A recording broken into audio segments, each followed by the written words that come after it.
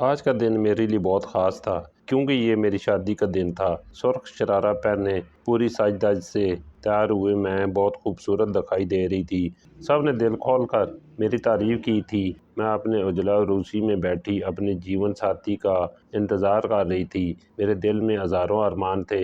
ہر لڑکی کی طرح میں نے بھی ایک رومانی اور خوبصورت ازدواجی زندگی کا خواب دیکھا تھا، مگر میرا یہ خواب اس وقت چکنا چور ہو گیا جب میری شادی میرے بہنوئی سے طے کر دی گئی۔ ایسا نہیں تھا کہ وہ عمر میں مجھ سے بہت بڑے یا کوئی عمر رسیدہ شخص تھے، بلکہ وہ پڑھے لکھے اور خوبصورت نوجوان تھے، مگر میں نے انہیں ہمیشہ بہنوئی کے روپ میں قبول کیا تھا۔ میری باجی فرحانہ کے انتقال کے بعد جب اس کی ساس نے میری ماں سے میرا رشتہ طلب کیا تو انہوں نے مجھ سے پوچھے بغیر ہی ہاں کر دی۔ اس بات کا مجھے پتہ چلا تو میں بہت ناراض ہوئی اور بہت دن تک گھر والوں سے بول چال بند کر دی۔ ایک روز میری امی نے مجھے اپنے پاس بلایا اور کہا، بیٹا، ہم سب تم سے بہت زیادہ پیار کرتے ہیں اور ہم سب تمہارے بارے میں کوئی غلط فیصلہ نہیں کرنا چاہتے۔ اظہر ایک اچھا، خوبصورت اور پڑھا لکھا لڑکا ہے۔ سب سے بڑی بات یہ ہے کہ وہ لالچی نہیں اور اچھا کماتا ہے۔ کیا تم اس وجہ سے اس سے شادی کرنے سے انکار کر دو گی کہ وہ تمہاری بہن کے ساتھ 2 سال شادی شدہ زندگی گزار چکا ہے؟ کبھی کبھی وقت بدلنے کے ساتھ رشتے بھی بدل جاتے ہیں میری پیاری بیٹی۔ پھر بھی اگر تم انکار کرنا چاہو تو میں آج ہی اظہر کی ماں کو فون کر کے انکار کر دوں گی۔ تم رات تک مجھے اپنے فیصلے سے آگاہ کر دو۔ امی یہ کہہ کر چلی گئیں اور میں سوچ میں ڈوب گئی۔ مجھے سمجھ میں نہیں آ رہا تھا کہ مجھے کیا کرنا چاہیے۔ میں اپنے کمرے میں آئی تو میرا فون بج رہا تھا۔ میں نے موبائل اٹھایا، وہاں ماریا کالنگ لکھا جگمگا رہا تھا۔ میں نے دل میں شکر ادا کیا کہ چلو میں اپنی پریشانی کا ذکر اپنے دوست سے کر کے کوئی اچھا مشورہ مانگ لوں گی، لیکن کال یس کرنے کے بعد میرے ہوش اڑ گئے جب ماریا نے مجھے روتے ہوئے بتایا کہ اس کے شوہر نے اسے گھر سے نکال دیا ہے اور ساتھ اس کا قیمتی زیور بھی چھین لیا ہے۔ اب اس کے گھر والے اس کے لیے بہت پریشان تھے اور قانونی طور پر مسئلے کو حل کرنے کا سوچ رہے تھے۔ یہ تمام باتیں سن کر میں خود اپنی پریشانی بھول چکی تھی۔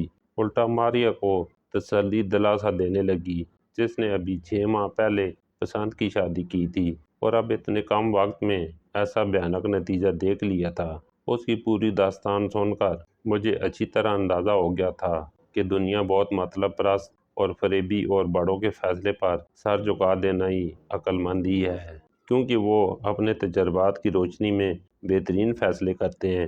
مجھے اپنی ماں کا فیصلہ 100% درست محسوس ہونے لگا اور میں اسی وقت اپنی امی کے پاس جا کر کھڑی ہو گئی اور انہیں کہا، امی، میں اظہر سے شادی کرنے کے لیے تیار ہوں۔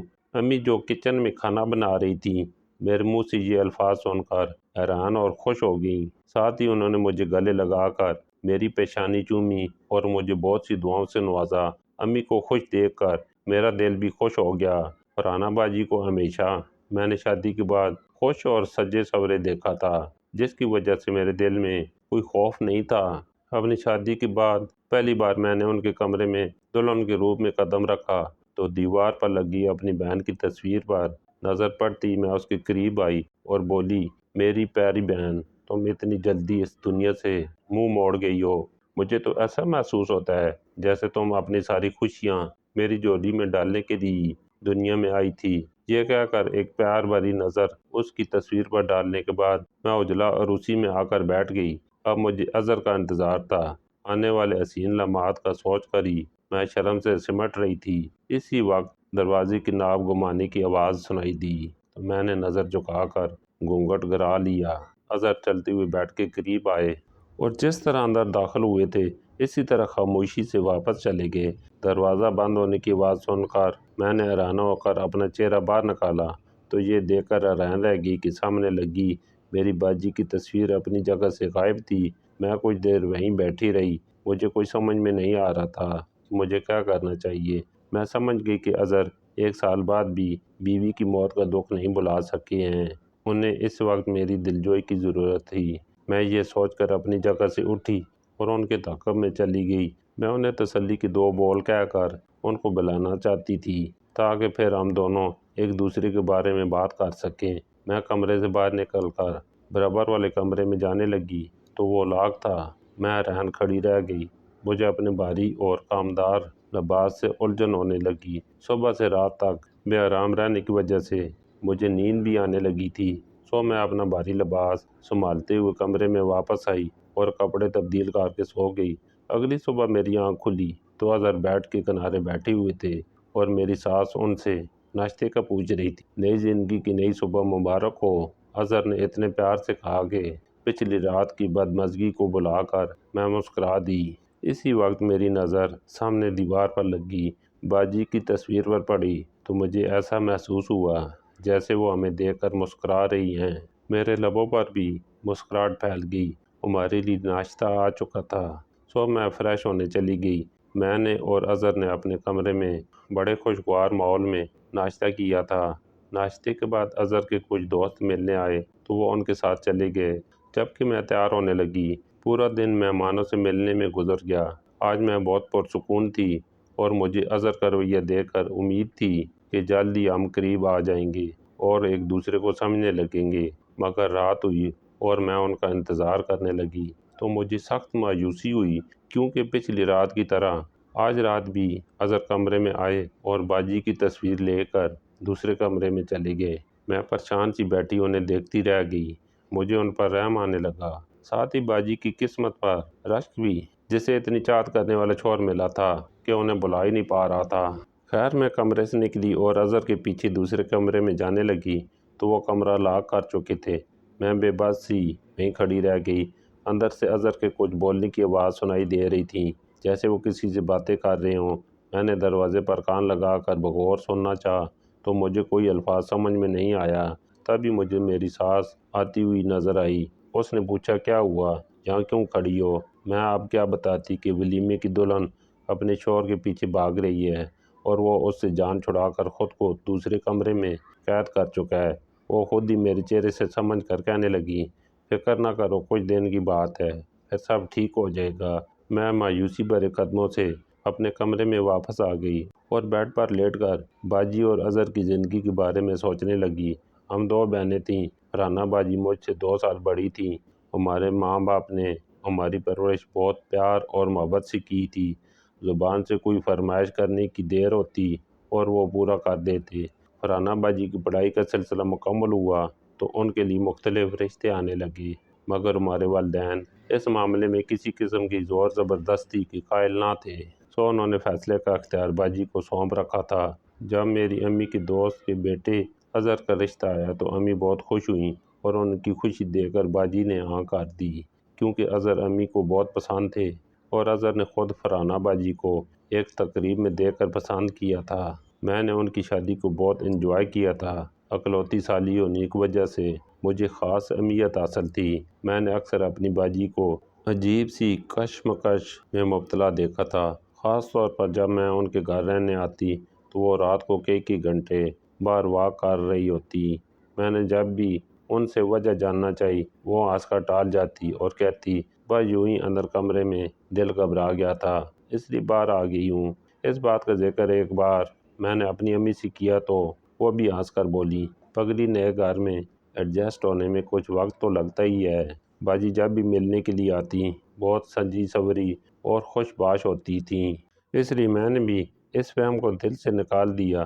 مگر ایک بار رات کے وقت اظہر باجی کو رات رکنے کے لیے ہمارے گھر چھوڑنے آئے تو مجھے ان کا انداز کچھ مشکوک لگا، جیسے وہ نشے میں ہوں یا پھر نیند کی زیر اثر ہوں، اور اس دن وہ شاید جلدی میں بھی تھے، تبھی باجی کو ڈراپ کرتی گاڑی اڑا لے گئے تھے۔ میں نے باجی سے اس بارے میں پوچھنا چاہا، مگر جب میں ان کے کمرے میں گئی تو وہ نماز پڑھ رہی تھیں۔ میں نے انہیں ڈسٹرب کرنا مناسب نہیں سمجھا اور اپنے کمرے میں واپس چلی گئی۔ اگلی صبح یہ بات میں نے باجی سے پوچھی تو وہ کہنے لگی، ایسی کوئی بات نہیں، بس ہماری چھوٹی موٹی سی لڑائی ہو گئی تھی، اس لیے وہ اندر نہیں آئے۔ پھر 2 دن بعد ہی اظہر بے تابی سے باجی کو لینے آئے اور ان سے معافی مانگی۔ باجی کی زندگی بہت اچھی جا رہی تھی، مگر اچانک کچھ ماہ بعد ان کی موت کی خبر ہم سب کے دل پر بجلی بن کر گری۔ ساس نے کہا تھا کہ باجی کو ایک دم سینے میں درد اٹھا تھا، جو شاید ہارٹ اٹیک تھا، جس کی وجہ سے وہ بچ نہ سکی۔ ہمارا اس صدمے سے باہر نکلنا بہت مشکل تھا، مگر ظالم وقت جو ہر دکھ پر مرہم رکھ ہی دیتا ہے، کچھ وقت گزرا تو ہم بھی اپنے معاملات زندگی میں واپس لوٹ گئے۔ میرے والدین نے میری شادی اظہر سے کر دی تاکہ میں بھی باجی کی طرح ان کے ساتھ خوش رہ سکوں، مگر ان کا رویہ میری سمجھ سے بالا تر تھا۔ دن میں ٹھیک رہتے اور رات ہوتی باجی کی تصویر دوسرے کمرے میں لے جا کر اس سے باتیں کرتے۔ میں ان کا دکھ بانٹنا چاہتی تھی، مگر ابھی تک یہ موقع نہ ملا تھا۔ میں انہیں سوچوں میں گم نیند کی آغوش میں چلی گئی۔ میں نے ایک عجیب خواب دیکھا۔ ایک اندھیرے کمرے میں فرحانہ باجی کی سسکیوں کی آواز گونج رہی تھی۔ میں اندھیرے کمرے میں دونوں ہاتھوں کو ادھر ادھر گھماتے ہوئے باجی کو چھونے کی کوشش کر رہی تھی۔ آپ میرے سامنے کیوں نہیں آ رہی؟ تنگ آ کر میں نے کہا تو وہ روتے ہوئے بولی، تم مجھے تبھی پا سکو گی اگر تم مجھے انصاف دلا دو، صرف تم ہی مجھے انصاف دلا سکتی ہو۔ اس سے پہلے کہ میں ان الفاظ پر غور کرتی اور کوئی سوال پوچھتی، میری آنکھ کھل گئی۔ کمرے میں ہر طرف اندھیرا تھا، شاید لائٹ جا چکی تھی یا کسی خرابی کی وجہ سے بند تھی۔ میرا پورا وجود پسینے میں شرابور تھا اور میں لمبے لمبے سانس لے رہی تھی، مگر مجھے کسی چیز کی پرواہ نہیں تھی۔ میرے ذہن میں تو بس اپنی بہن کے کہے ہوئے الفاظ گونج رہے تھے۔ ایک بات بتانا تو میں بھول ہی گئی کہ میری بہن بہت نیک تھی۔ وہ 5 وقت کی نمازی تھی اور بہت عبادت کرتی تھی۔ کئی بار میں نے اسے تہجد پڑھتے بھی دیکھا تھا۔ اگلی صبح اظہر کے جانے کے بعد میں ٹہلتے ہوئے برابر والے کمرے میں آ گئی۔ میں دیکھنا چاہتی تھی کہ وہاں کیا ہے۔ اس کمرے میں صوفہ سیٹ اور ایک الماری کے علاوہ کوئی سامان نہ تھا۔ میں نے الماری کھولی تو کچھ دعاؤں کے خالی ریپر میری نظر سے گزرے۔ میں نے انہیں اٹھا کر الٹ پلٹ کر دیکھا۔ وہ شاید باجی کی دعائیں تھیں، کیونکہ میں اکثر ان کے بیگ میں دیکھا کرتی تھی۔ پہلے تو میں نے دھیان نہ دیا، مگر دعا کا نام پڑھ کر میں چونک گئی۔ میری سمجھ میں شاید مجھے کوئی غلط فہمی ہو گئی ہے، میں وہ ریپر وہیں رکھ کر الماری بند کرنے لگی تو ایک چھوٹا شاپنگ بیگ اوپر والی دراز سے میرے قدموں میں آ گرا۔ میں نے اسے اٹھا کر دیکھا تو وہ اسی نشہ آور دعاؤں سے بھرا ہوا تھا۔ مجھے شاید حیرت ہوئی اور میں نے وہ بیگ وہاں سے اٹھایا اور چپکے سے اپنے کمرے میں آئی۔ شام ہوئی تو اظہر بے چینی سے ادھر ادھر ٹہلنے لگے، شاید ان کی کوئی قیمتی چیز گم ہو گئی ہو۔ میں نے ان کی بے چینی محسوس کر لی، لیکن میں صاف نظر انداز کر گئی، کیونکہ اگر وہ نشہ آور ادویات کا استعمال کرتے تھے تو ایک اچھی بیوی ہونے کے ناطے تو میں نے ان کی یہ عادت ختم کرنی تھی۔ شاید اس لیے باجی بھی ان کی دعائیں اپنے بیگ میں رکھ لیتی تھی تاکہ ان کی عادت چھڑوا سکے۔ میں جانتی تھی کہ ان کی پسندیدہ ڈش کڑھائی گوشت ہے، میں کچن میں بنانے کے لیے چلی گئی، کیونکہ میں نے سن رکھا تھا کہ مرد کے دل کا راستہ معدے سے ہو کر گزرتا ہے۔ میں آج اس بات پر عمل کر کے اظہر کا دل جیتنا چاہتی تھی۔ باجی بھی اظہر کا موڈ بہتر کرنے کے لیے ان کی پسندیدہ ڈشز ضرور بناتی تھیں۔ میں نے کھانا بنانے کے بعد ملازمہ سے ٹیبل سیٹ کرایا اور ہم ڈنر کرنے لگے۔ اظہر کو کھانا بہت پسند آیا۔ انہوں نے ڈٹ کر کھایا اور دل کھول کر تعریف کی۔ کیا تم اتنا مزیدار کھانا بنانے پر تحفہ لینا چاہو گی؟ اظہر کے اس غیر متوقع سوال پر میں نے حیران ہو کر ان کی طرف دیکھا۔ سوال سے زیادہ ان کا پوچھنے کا انداز عجیب تھا۔ مجھے سمجھ میں نہیں آ رہا تھا کہ میں ان کی بات کا ساس کی موجودگی میں کیا جواب دوں، میں خاموش رہی۔ ایک بار پھر اظہر نے عجیب سے انداز میں اپنا سوال دہرایا تو ساس نے جلدی سے مجھے ایک کام سے کچن میں بھیج دیا۔ میں نے کچن میں کھڑکی سے دیکھا تو وہ اپنے بیٹے کو دھیمی آواز میں جانے کا کہہ رہی تھی۔ مجھے اظہر کا اس طرح کا رویہ بہت عجیب لگ رہا تھا۔ ایک دن میں نے ہمت کر کے ساس سے بات کی اور اسے بتایا کہ آپ کا بیٹا تو نشہ کرتا ہے، پھر آپ نے اس جیسے شخص کے لیے میری زندگی کیوں تباہ کی؟ وہ کہنے لگی، ایسی کوئی بات نہیں، تمہاری بہن اور اس کی بیوی کے موت کے صدمے نے اسے نڈال کر دیا تھا اور اپنے غم کو بھلانے کے لیے وہ اس سب میں مبتلا ہوا ہے۔ میں اسے سمجھا دوں گی۔ میں نے رات کو پھر سے سونے کے لیے آنکھیں بند کی تو باجی کی روتی ہوئی صورت سامنے آئی۔ وہ مجھ سے انصاف مانگ رہی تھی۔ آخر کیسا انصاف؟ باجی کو یوں خواب میں تڑپتا دیکھ کر میں بے چین ہو گئی۔ میرے دل میں عجیب و غریب خیال آنے لگے تھے کہ کہیں میری باجی کی موت حادثاتی تھی یا پھر کچھ اور تھا۔ ساس نے بتایا کہ باجی کو اٹیک ہوا تھا تو انہیں اسپتال لے جایا گیا تھا۔ اس وقت تو نہ کچھ پوچھنے کا ہوش تھا اور نہ ہی کسی قسم کا شک تھا، مگر اب باجی کو یوں خواب میں دیکھنا ایک غیر معمولی بات تھی۔ میں نے اپنے کمرے کو چھان مارا کہ مجھے اسپتال کی وہ رپورٹ مل جائے جس میں باجی کی موت ڈکلیئر کی گئی تھی، تاکہ مجھے وجہ پتہ چلے، مگر کمرے میں ایسا کوئی کاغذ نہیں ملا۔ صبح شوہر کے گھر سے باہر جاتی اس کے کمرے کی صفائی کے بہانے سے وہاں سے بھی دیکھ لیا، مگر کچھ حاصل نہ ہوا۔ اب صرف ساس کا کمرہ رہ گیا تھا اور مجھے امید تھی کہ شاید جہاں سے کچھ مل جائے، اور ایسا ہی ہوا۔ الماری سے ایک اسپتال کی رپورٹ ملی جس میں باجی کی موت کی وجہ دل کا دورہ ہی لکھی ہوئی تھی۔ یہ اپنی آنکھوں سے پڑھ کر میرے دل کو قرار آ گیا اور تھوڑی سی شرمندگی بھی ہوئی کہ میں اپنی گھر والوں پر شک کر رہی تھی۔ دن یوں ہی اظہر کے دھوپ چھاؤں والے رویے کے ساتھ گزرنے لگے۔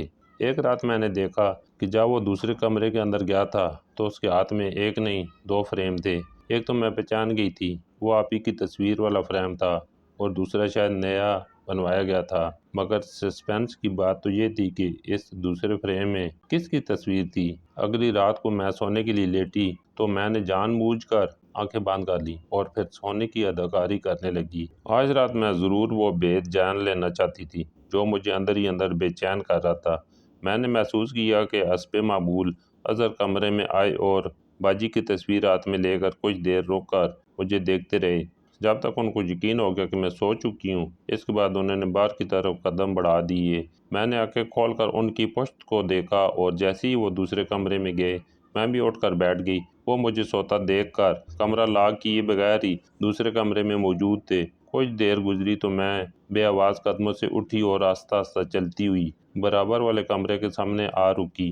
میں نے دروازے کی ناب آہستہ سے گھمائی تو دروازہ کھلتا چلا گیا۔ میں نے کمرے میں چپکے سے جھانکا تو اظہر باجی کی تصویر پر جھک کے باتیں کر رہے تھے۔ ان کی آنکھوں سے آنسو جاری تھے۔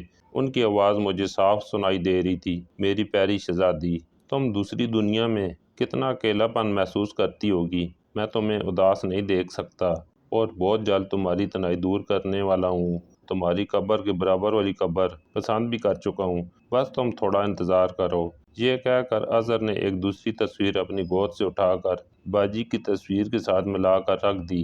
وہ دونوں تصاویر کو ساتھ ملا کر اور بھی نہ جانے کیا کچھ کہہ رہے تھے۔ وہ تصویر تو مجھے نظر نہ آئی، مگر اس کی دل ہلا دینے والی باتیں سن کر میرے قدموں تلے زمین کھسک گئی۔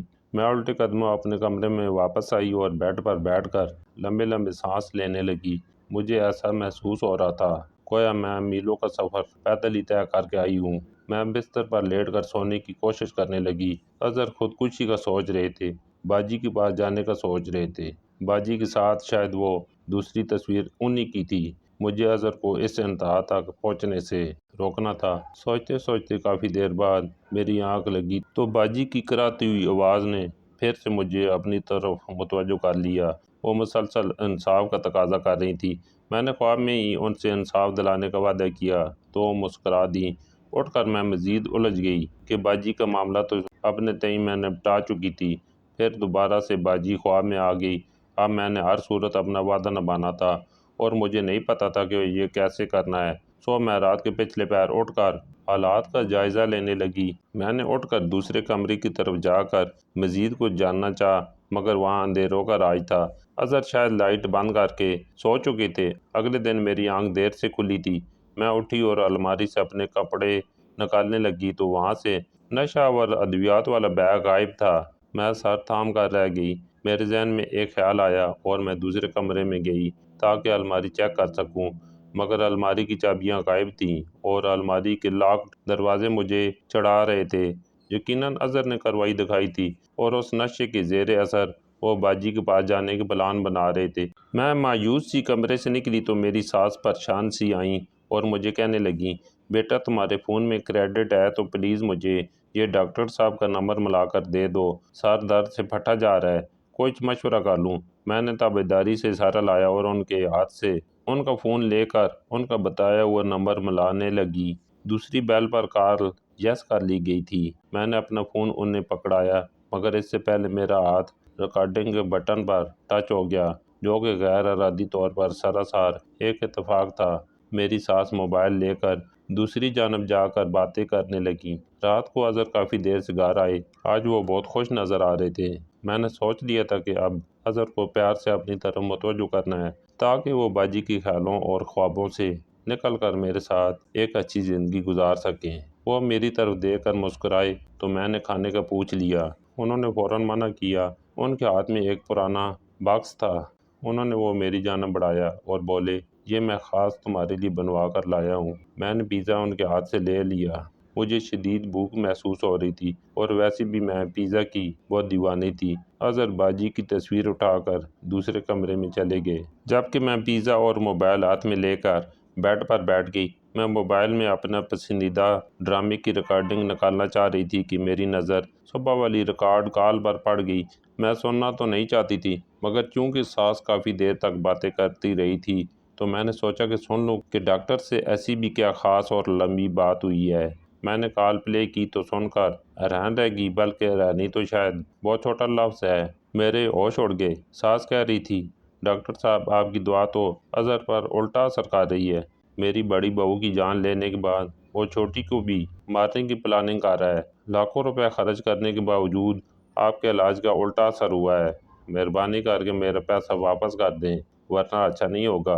یہ میری ساس کی آواز تھی، جو کسی ڈاکٹر سے بات کرتے ہوئے اسے دھمکی دے رہی تھی، جس کے جواب میں دوسری طرف سے ایک کہا ابھرا تھا، مت بھولیے سلمیٰ صاحبہ کہ میں اس بات سے اچھی طرح واقف ہوں۔ آپ کا بیٹا ایک نفسیاتی مریض ہونے کے ساتھ ساتھ قاتل ہے اور اپنی بیوی کا قتل کر چکا ہے۔ اچھا ہوگا آپ مجھ سے تمیز سے بات کر لیں، ورنہ آپ کا یہ راز فاش بھی ہو سکتا ہے۔ ذرا حوصلہ رکھیے اور صبر سے کام لیں۔ علاج کی اتنی بھی کیا جلدی ہے، ہو سکے تو وزٹ کر لیں، اور ہاں میری فیس ضرور یاد سے لے آئیے گا، میں دوائی تبدیل کر دوں گا، سب سیٹ ہو جائے گا۔ آگے بھی کال چل رہی تھی اور وہ دونوں باتیں کر رہے تھے، مگر اتنا سننے کے بعد تو میں تو جیسے سننے اور سمجھنے کی صلاحیت سے ہی محروم ہو چکی تھی۔ صدمے سے میرا برا حال تھا۔ اب مجھے معلوم ہوا کہ میری بہن خواب میں آ کر مجھ سے کس انصاف کا تقاضا کرتی رہی ہے۔ میں نے موبائل کو احتیاط سے تکیے کے نیچے رکھا اور دروازہ بند کرنے کے لیے اٹھی تو اظہر بے چین سے سامنے کھڑے تھے۔ تم سوئی نہیں ہو؟ اس نے اپنی گہری نظریں میرے چہرے پر جما کر کہا تو میں خود کو سنبھالتے ہوئے بولی، بس سونے لگی ہوں۔ اس نے پھر سوال کیا، کیا تم پیزا کھا چکی ہو؟ میں نے سر ہلایا اور بولی، ہاں بہت مزیدار تھا۔ یہ سن کر اس کا چہرہ کھل گیا اور وہ واپس اپنے کمرے میں چلا گیا۔ میں نے اپنے کمرے کا دروازہ بند کیا اور ساتھ ہی میرا ضبط ختم ہو گیا اور میں پھوٹ پھوٹ کر رونے لگی۔ بہت دیر تک یوں ہی بے حال سے بیٹھے رہنے کے بعد میں نے اپنے اندر ہمت پیدا کی اور اٹھ کر تکیے کے نیچے سے اپنا موبائل نکالا اور اپنے والدین کو فون کر کے ساری بات انہیں بتائی۔ ان کے لیے بھی ان ساری باتوں پر یقین کرنا بہت مشکل تھا۔ میرے بابا نے مجھے تسلی دی اور پولیس کو کال کرنے کا کہا، کیونکہ اس وقت میری اپنی جان بھی خطرے میں تھی۔ میں نے فون بند کر کے اپنے آنسو صاف کیے اور پولیس کو کال کر دی اور پوری بات بتانے کے بعد ایڈریس سمجھا دیا۔ آنے والے وقت کا سوچ کر میرا دل سہم رہا تھا، لیکن اپنی بہن کی تڑپتی روح کو انصاف دلانے اور اپنی جان بچانے کے لیے یہ قدم اٹھانا ضروری تھا۔ کچھ ہی دیر بعد پولیس نے گھر پر چھاپہ مار کر اظہر اور اس کی ماں کو گرفتار کر لیا۔ اظہر، جو مجھے مردہ حالت میں دیکھنے کے لیے اس رات خوشی سے ٹہلتے ہوئے میرے مرنے کا انتظار کر رہا تھا، اپنی عزت افزائی کے لیے پولیس کو آتا دیکھ کر حیران رہ گیا۔ میں نے اپنی ساس کی کال ریکارڈنگ اور زہر ملا پیزا پولیس کے حوالے کر دیا، جس کے ذریعے اظہر اور اس کے سہولت کاروں کو کیفر کردار تک پہنچنے میں بہت مدد ملی۔ ان کا کیس عدالت میں چلا اور اظہر کو پاگل خانے بھیج دیا گیا۔